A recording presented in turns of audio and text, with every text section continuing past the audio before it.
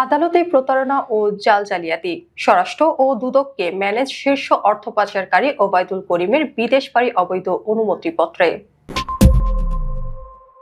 সাবেক ফ্যাসিস্ট প্রধানমন্ত্রী শেখ হাসিনা ও তার পরিবার ঘনিষ্ঠ 10 শিল্প গ্রুপের দুর্নীতি, অর্থ লুট ও পাচার তদন্তে চলছে টাস্ক ফোর্সের কাজ, যার মধ্যে অন্যতম ওরিয়ন গ্রুপ। ওই প্রতিষ্ঠানের মালিক ওবায়দুল করিম এবং তার পরিবারের ব্যাংক হিসাব জব্দ করা হয়েছে। বিদেশ যাত্রায় নিষেধাজ্ঞাও দেওয়া হয়েছে, কিন্তু আদালতের এই নিষেধাজ্ঞাকে ফাঁকি দিয়েছেন তিনি প্রতারণা ও জাল জালিয়াতির মাধ্যমে। সরকারের প্রচলিত আইন অনুযায়ী যে আদালত নিষেধাজ্ঞা দেন, নিষেধাজ্ঞা প্রত্যাহার বা শিথিলের ক্ষমতা একমাত্র ওই আদালতেরই।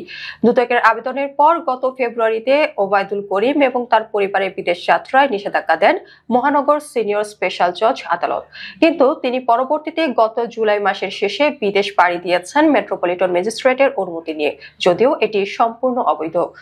নিয়ম অনুযায়ী মেট্রোপলিটন ম্যাজিস্ট্রেট এমন অনুমতি দিতে পারেন না। ওবায়দুল করিমও সেই আদালতে প্রার্থনা করতে পারেন না। ব্যবসায়ী ওবায়দুল করিম এবং তার পরিবারের বিদেশ গমনে নিষেধাজ্ঞার বিষয়ে দুদকের পক্ষ থেকে ইতিপূর্বে বিমানবন্দরে ইমিগ্রেশন কর্তৃপক্ষকে চিঠি দিয়েছিল। 30 জুলাই রাতে বিদেশ যাওয়ার প্রাক্কালে ইমিগ্রেশন তাকে আটকায়নি। আদালতের অনুমতিপত্র থাকলেও এক্ষেত্রে দুদকের ক্লিয়ারেন্স নেওয়া অপরিহার্য ছিল, কিন্তু ইমিগ্রেশন কর্তৃপক্ষ ক্লিয়ারেন্স নেয়নি বলে দুদক জানিয়েছে। সংশ্লিষ্টরা বলছেন, স্বরাষ্ট্র মন্ত্রণালয়ের চাপে ওবায়দুল করিমকে ছেড়ে দিতে বাধ্য হন ইমিগ্রেশন কর্মকর্তারা, এমনকি দুদকের সহযোগিতা ছিল বলে অভিযোগ উঠেছে। মেট্রোপলিটন ম্যাজিস্ট্রেট আদালত থেকে অবৈধ অনুমতি নেওয়ার সময় দুদক যথাযথ বাধা দেয়নি। তারপরও দুদক তাৎক্ষণিক কোনো পদক্ষেপ নেয়নি। তিনি বিদেশ যাওয়ার 11 দিন পরে 10 আগস্ট 2025 দুদক হাইকোর্টে আবেদন করে তার বিদেশ গমন নিষেধাজ্ঞা বহালের জন্য। উচ্চ আদালত 3 মাসের জন্য নিষেধাজ্ঞা বহাল করেন। যথাসময়ে না গিয়ে পরে উচ্চ আদালতে যাওয়া নিয়ে দুদকের কর্মকর্তারা জবাব দিতে পারছেন না। ব্যবসায়ী জীবনের শুরু থেকেই নানা জাল জালিয়াতি, প্রতারণা, ব্যাংকের অর্থ, সরকারের টাকা আর মানুষের টাকা লুট করে তিনি বড় হয়েছেন। সেই চরিত্র এখনো অব্যাহত, কোথাও আটকাচ্ছেন না। আটকানোর সম্ভাবনা দেখা দিলেই বড় অঙ্কের টাকায় সরকারের প্রভাবশালী মহলকে ম্যানেজ করছেন। প্রত্যেক সরকারের আমলেই এমন দেখা গেছে, এমনকি এই অন্তর্বর্তী সরকারের আমলেও। ওরিয়েন্টাল ব্যাংকের প্রায় 488 কোটি টাকা আত্মসাতের ঘটনায় 111 এর আমলে হাতে নাতে ধরা পড়েন। লিখিতভাবে এসব অর্থ আত্মসাৎ স্বীকারও করেন, কিন্তু তারপরও তার কিছু হয়নি। প্রায় 16 বছর ধরেই সেই মামলাগুলোর বিচার ঝুলছে। গুরুতর আরো ঘটনাতেও মামলা বিচারাধীন। 3টি মামলার রায়ে তার বিরুদ্ধে 48 বছরের কারাদণ্ড দিয়েছেন আদালত, কিন্তু তবুও তিনি দিব্যি সব চালিয়ে যাচ্ছেন। আওয়ামী আমলে ফ্যাসিস্ট প্রধানমন্ত্রী শেখ হাসিনাকে ম্যানেজ মন্ত্রী সহ প্রভাবশালী ব্যক্তিদের নিজের প্রতিষ্ঠানের অংশীদার বানিয়ে সরকারি অর্থ বাগবাটোয়ারা করেছেন 16 বছর। অবাক বিষয় হলো, ডক্টর মোহাম্মদ ইউনূসের নেতৃত্বাধীন অন্তর্বর্তী সরকারের আমলেও একইভাবে পার পেয়ে যাচ্ছেন। বর্তমান সরকারের আমলে শেখ হাসিনা ও তার পরিবারের পাশাপাশি 10টি শিল্প গ্রুপ চিহ্নিত হয়েছে, যারা অর্থ আত্মসাৎ ও পাচারের শীর্ষে।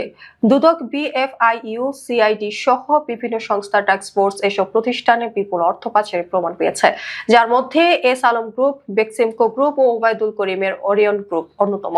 এস আলম বিদেশে পালিয়েছে, সালমান এফ রহমান জেলে, অথচ একই অপরাধে দায়ী ওবায়দুল করিম দিব্যি করে বেড়াচ্ছেন। শুধু দেশ নয়, বিদেশেও যেতে পারছেন, যা এত বড় অপরাধীর ক্ষেত্রে কল্পনাতীত।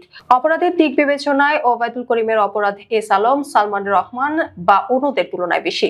ওরিয়েন্টাল ব্যাংক থেকে শত শত কোটি লুটের সময় এরা কেউই এমন অপরাধে জড়িত ছিল না। তার বিরুদ্ধে বর্তমানে বিভিন্ন ব্যাংকে প্রায় 15,000 কোটি টাকা আত্মসাতের প্রমাণ আছে। প্রকল্পের নামে ঋণ নিয়ে সেই অর্থ দুবাই সহ বিশ্বের বিভিন্ন স্থানে পাচার করেছেন। সরকারি সংস্থার তদন্তে দুবাইয়ের বড় অঙ্কের অর্থ পাচারের প্রমাণও মিলেছে। শীর্ষ অর্থ পাচারকারী হিসেবে চিহ্নিত হওয়ায় রাষ্ট্রীয় আর্থিক গোয়েন্দা সংস্থা বিএফআইইউ তার ও তার পরিবারের ব্যাংক হিসাব জব্দ করেছে। তাদের বিদেশ যাত্রায় নিষেধাজ্ঞাও জারি হয়েছে, কিন্তু প্রতারণা ও জালিয়াতির মাধ্যমে আদালতকে ফাঁকি দিয়ে তিনি বিদেশ পাড়ি দিয়েছেন। 30 জুলাই রাতে তিনি বিদেশ যান। এখানে সরকারের স্বরাষ্ট্র মন্ত্রণালয় সরাসরি সহযোগিতা করেছে। দুদকও না দেখার ভান করে সুযোগ দিয়েছে, এমনকি আদালতও অবৈধভাবে সহায়তা করেছে। জানা গেছে, তিনি ও তার পরিবার যাতে বিদেশ যেতে না পারেন, এজন্য দুদকের উপপরিচালক মোহাম্মদ রাশিদুল ইসলামের স্বাক্ষরে 19 জানুয়ারি 2025 ইমিগ্রেশন কর্তৃপক্ষকে চিঠি দেওয়া হয়। চিঠিতে বলা হয়, অভিযোগ সংশ্লিষ্ট 4 জন ওবায়দুল করিম, আরজুদা করিম, সালমান ওবায়দুল করিম ও জেরিন করিম বিদেশ পালানোর চেষ্টা করছেন, তাই কার্যকর ব্যবস্থা নিতে অনুরোধ করা হয়। পরবর্তীতে 17 ফেব্রুয়ারি 2025 দুদকের আবেদনে মহানগর সিনিয়র স্পেশাল জজ আদালত তাদের বিদেশ গমনে নিষেধাজ্ঞা জারি করেন।